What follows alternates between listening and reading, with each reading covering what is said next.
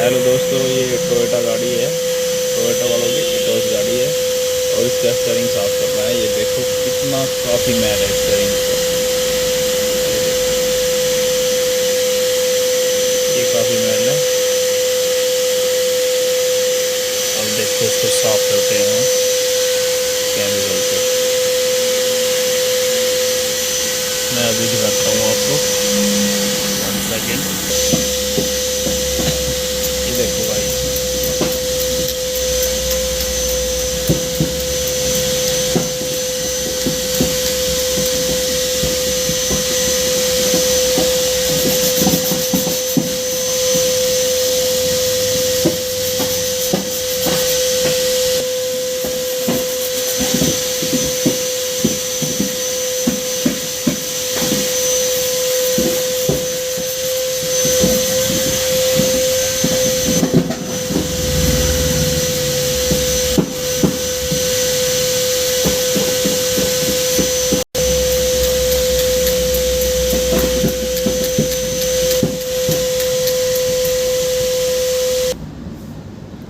लो जी, अब देखो स्टीयरिंग इस गाड़ी का भाई, चमक कितना मैल चढ़ा हुआ था इस पर।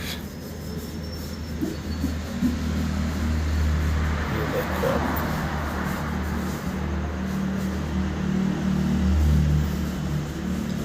एयर बैग भी नहीं दिख रहे थे इसके, कहाँ पे लिखे हुए हैं। और न ही हॉर्न का जो लोगो है पों वाला, वो भी नहीं दिख रहा था। अब दिख गया, देखो।